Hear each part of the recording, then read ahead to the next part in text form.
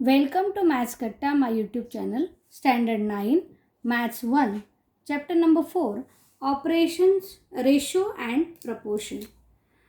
Today we are going to study again the application on the operations on equal ratios.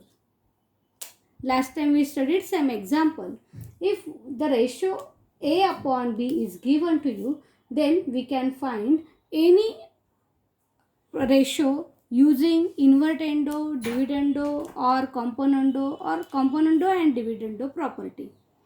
Today we are going to study the next example, that if a 15a square plus 4b square upon 15a square minus 4b square is equal to 47 upon 7, means the componendo dividendo ratio is given to you and we want to find out the simple ratios using the given ratio, that is a upon b, 7a minus 3b upon 7a plus 3b and b square minus 2a square upon b square plus 2a square.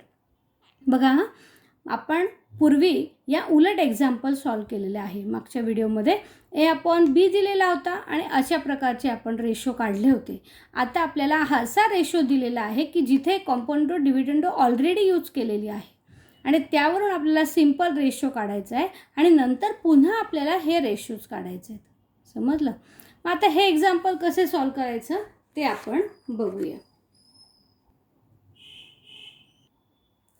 Always remember that when this ratio is given to you in which componendo and dividendo properties already used, again use the componendo dividendo property on this ratio, then you can simplify this ratio and you get reduced form of it.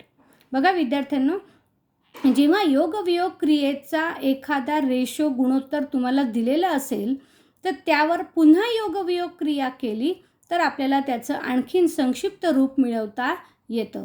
म्हणजेच हा पूर्ण numerator गृहीत धरायचा आहे आणि आहेच म्हणजे तो, आणि हा डिनॉमिनेटर म्हणजे पूर्ण न्यूमरेटरमधून हा न्यूमरेटर प्लस डिनॉमिनेटर करायचा आहे आणि मायनस पण डिनॉमिनेटरमध्ये करायचा आहे. बघा काय होतं आपण बघूया. फर्स्ट एक्झाम्पल सॉल्व करताना first it is given that 15a square, first example 15a square plus 4b square upon 15a square minus 4b square is equal to 47 upon 7 is given. Okay, by componendo dividendo property we get in bracket 15a square plus 4b square, this is numerator, plus denominator means 15a square minus 4b square upon numerator minus denominator, म्हणजेच 15a square plus 4b square is numerator minus 15a square minus 4b square is denominator. This is equal to 47 plus 7 upon 47 minus 7. He step आपल्याला मिळाली. आता पुढचं काम काय असणार आहे आपलं? ऑब्वियसली आपल्याला ब्रॅकेट सॉल्व करायचे. By simplifying the brackets means if the addition sign is before the bracket, don't change the sign of the terms in the bracket. If it is minus sign, then change the sign in the bracket.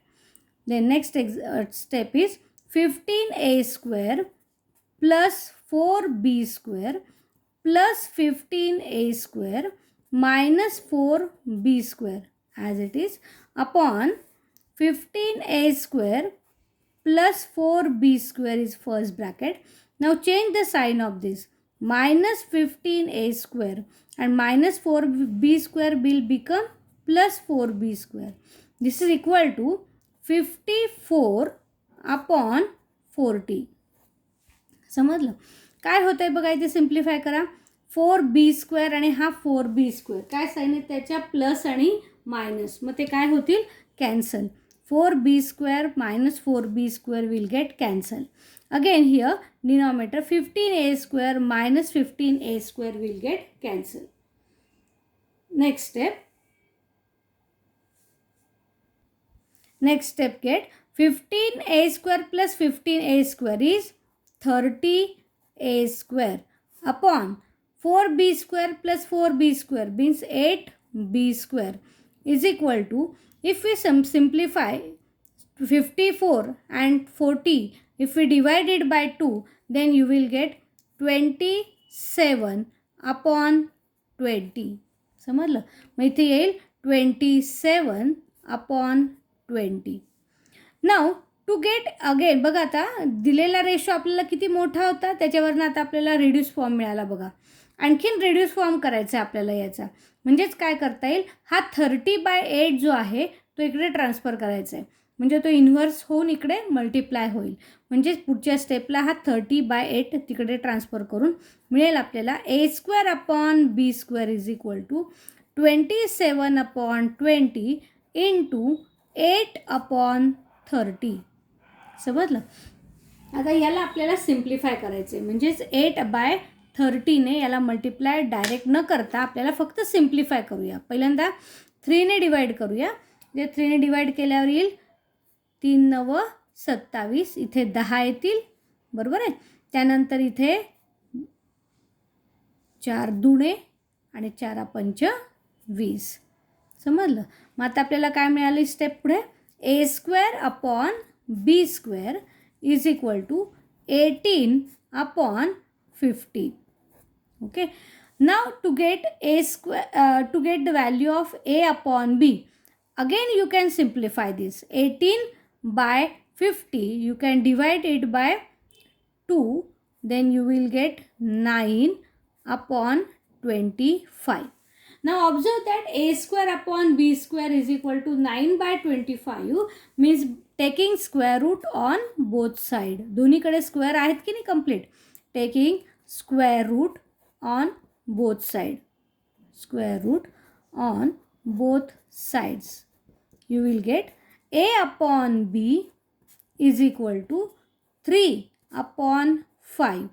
बघा आपल्याला first question विचारला होता, a upon b ची value काढायची होती, हो की नाही, पहिल्या क्वेश्चनमध्ये ती मिळाली. आता आपल्याला सेकंड क्वेश्चनला स्टार्ट करताना काय करायचं आहे, सेकंड क्वेश्चन आपल्याला विचारला आहे to find the value of 7a minus 3b upon 7a plus 3b. मग 7a हा काय हवा आहे आपल्याला, इथे न्यूमरेटर हवा आहे आणि हा काय पाहिजे, डिनॉमिनेटर. आपल्याकडे काय व्हॅल्यू आहे आता, a अपॉन b ची. म्हणजेच आपल्याला a अपॉन b वरून 7a अपॉन 3b मिळवावा लागेल. मग आपल्याला सेकंड एक्झाम्पल सॉल्व करण्यासाठी विचार करायचा आहे की if a upon b start करायचं आपल्याला इथून a अपॉन b पासून. a upon b is equal to 3 upon 5. Then multiplying 7/3 on both sides. We get 7/3 into a upon b is equal to 7/3 into 3 upon 5. 3 and 3 will get cancelled and therefore 7a upon 3b is equal to 7/5. Now by componendo, dividendo property, we get 7a plus 3b upon 7a minus 3b is equal to 7 plus 5 upon 7 minus 5, and therefore 7a plus 3b upon 7a minus 3b is equal to 12 upon 2, that is equal to 6 upon 1.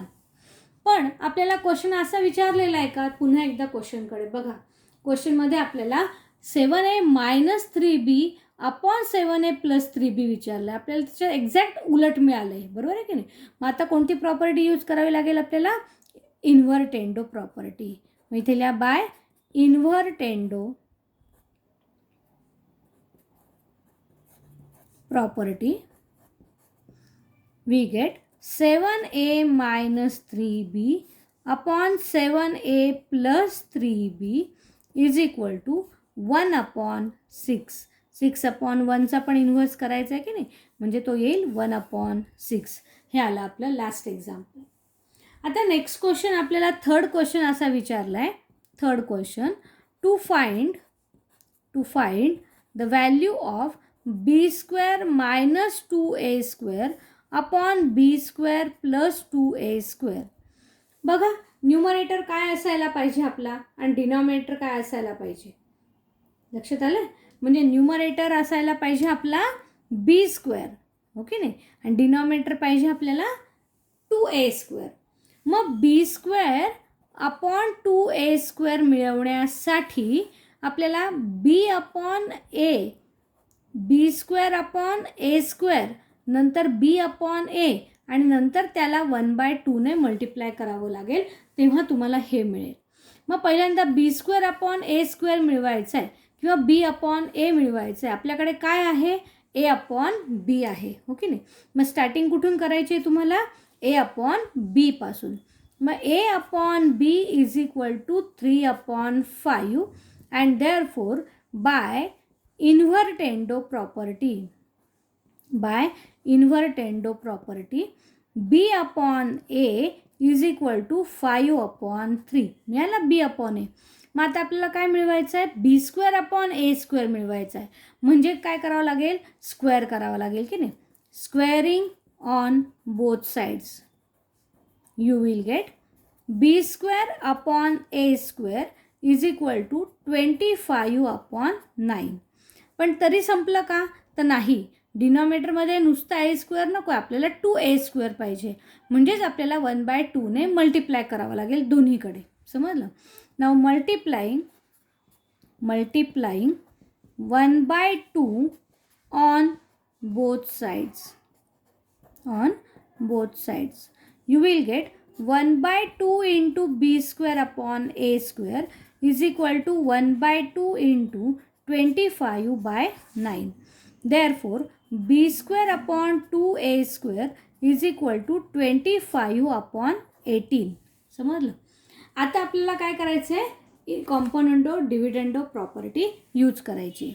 इथे लिहायचं bye कॉम्पोनंटो डिव्हिडंडो property. Then b² plus 2a² upon b² minus 2a² is equal to 25 plus 18 upon 25 minus 18. Next step, b² plus 2a² upon b² minus 2a² is equal to 25 plus 18 means 43 upon 25 minus 18 means it is equal to 7.